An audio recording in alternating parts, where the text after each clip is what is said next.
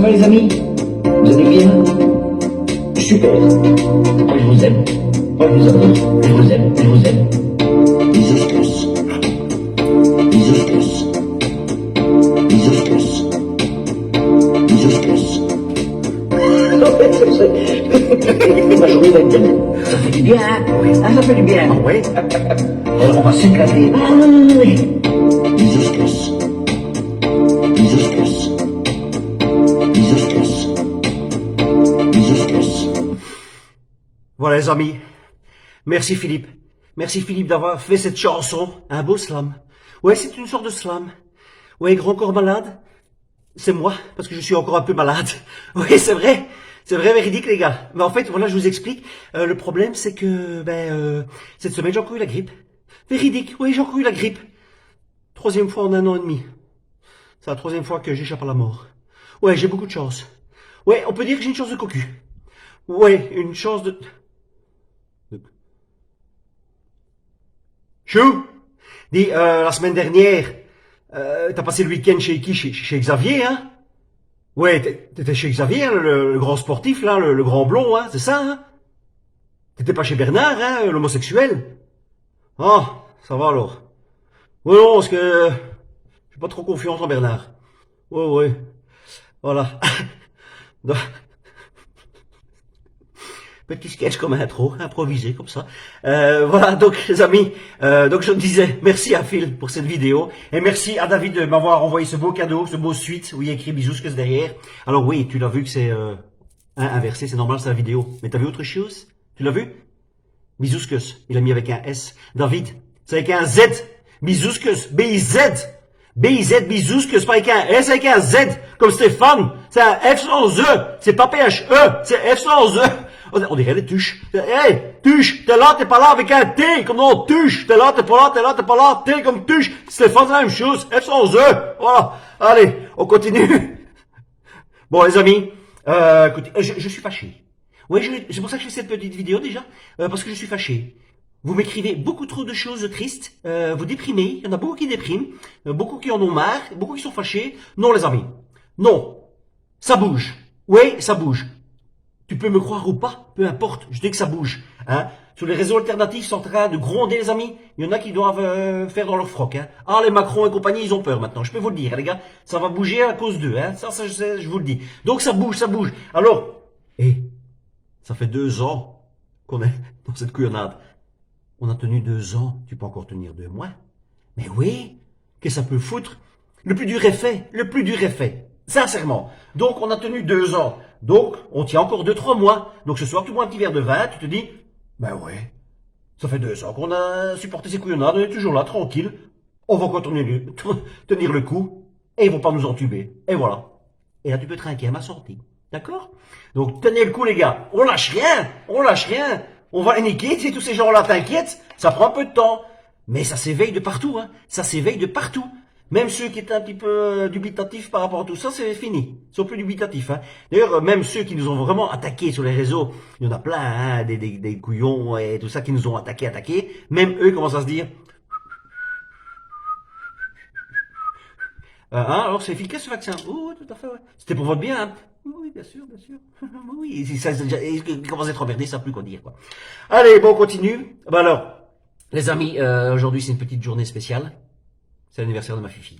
Ouais, les 8 ans de ma fifi, Mila. C'est son anniversaire aujourd'hui. Donc voilà, ma petite puce, si tu me regardes plus tard, ouais, parce qu'en ce moment, elle en a marre de me regarder, elle en peut plus. Elle dit, papa, tes vidéos, j'aime bien, hein, mais j'en peux plus. Donc quand tu me verras plus tard, bisous, ma chérie d'amour, hein, pour tes 8 ans, voilà. J'étais là encore pour toi. Alors, qu'est-ce que je peux vous dire? Parce que j'ai écrit évidemment des petites choses vite fait pour dire, il faut que je leur en parle. Hein, donc, ouais. Alors, ah oui, Wallonie-Bruxelles. Hein, je vous explique vite fait. Wallonie-Bruxelles, donc ça appartient à l'État.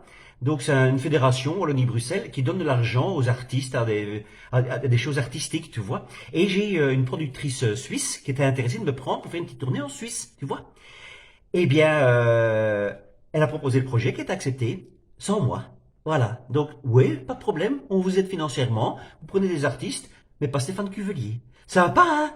Donc voilà, de nouveau, je me fais éjecter, de nouveau par l'État. Sont sympas quand même, hein. Mais ça devient une gueulerie, là, les gars. Parce que ceux qu'elle a pris, attention, ils sont gentils, hein. Mais c'est des produits RTBF, c'est des produits de la télé. Ah ouais, c'est des produits de l'État. Donc c'est très bien. J'en fais pas partie. Tant mieux. Allez, on continue. Allez, alors, je commence par une bonne nouvelle. Très bonne nouvelle. La TVA sur le gaz, en Belgique évidemment, hein. La TVA sur le gaz sera réduite à 6% à partir du mois d'avril et ce jusqu'au 30 septembre. C'est chouette, hein? Du mois d'avril jusqu'au 30 septembre. Donc les mois où tu n'as pas besoin de chauffage, les mois où tu prends des douches tièdes, donc où tu n'utilises quasiment pas le gaz. Merci les gars. Ça c'est une bonne... Moi là, ce que je ferais, hein, c'est aussi une baisse sur l'électricité, uniquement sur les lumières, de 3h à 4h du matin. Oui, ça serait très utile.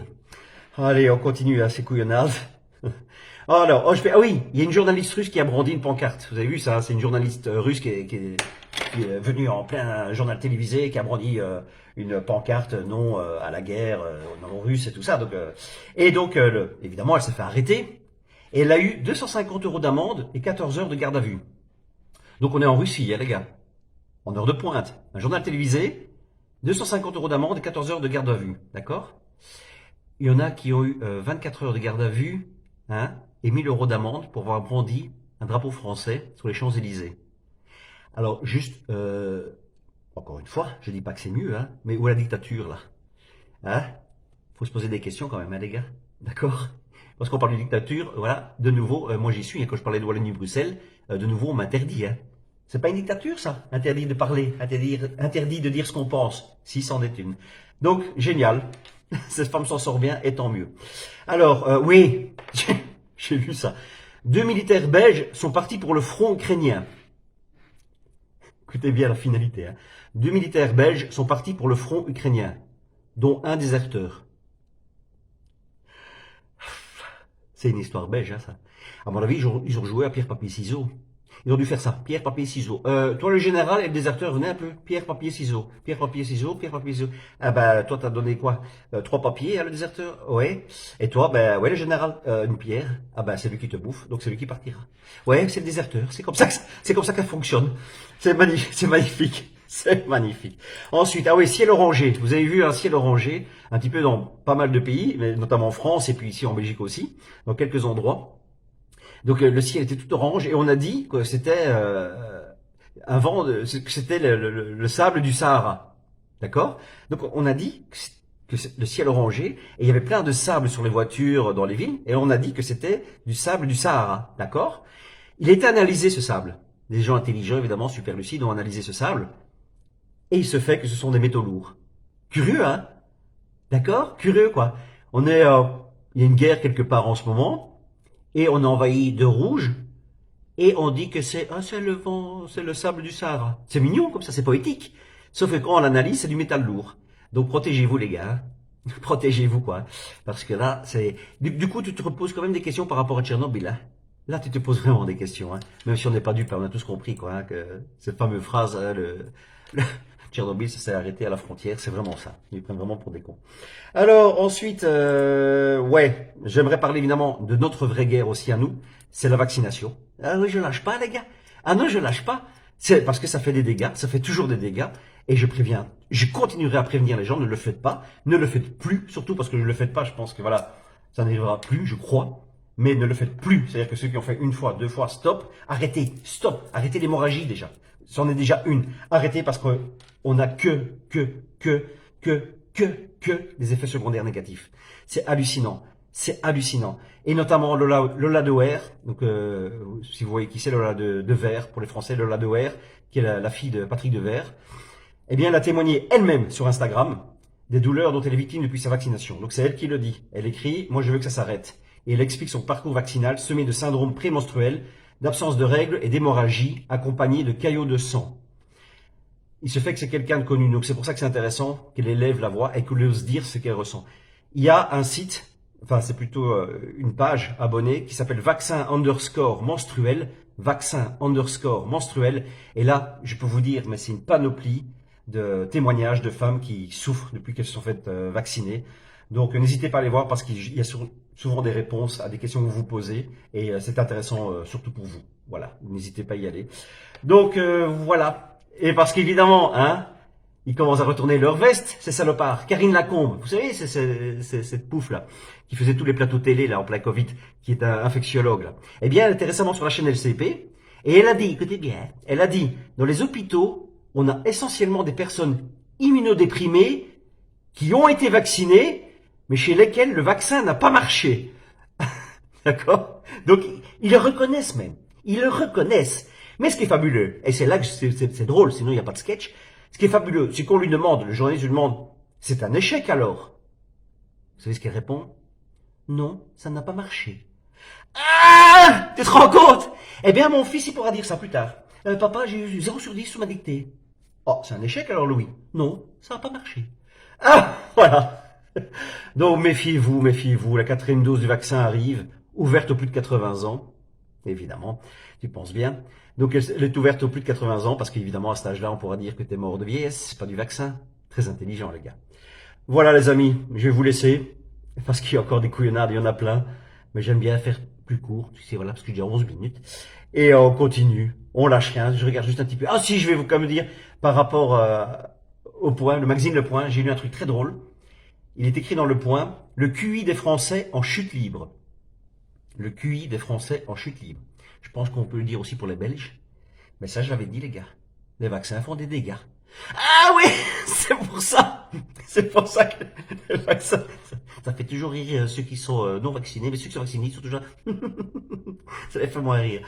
Et puis je vais terminer sur l'Ukraine. Excusez-moi, les amis, c'est triste ce qui se passe là-bas, mais c'est triste ce qui s'y passe depuis des ans.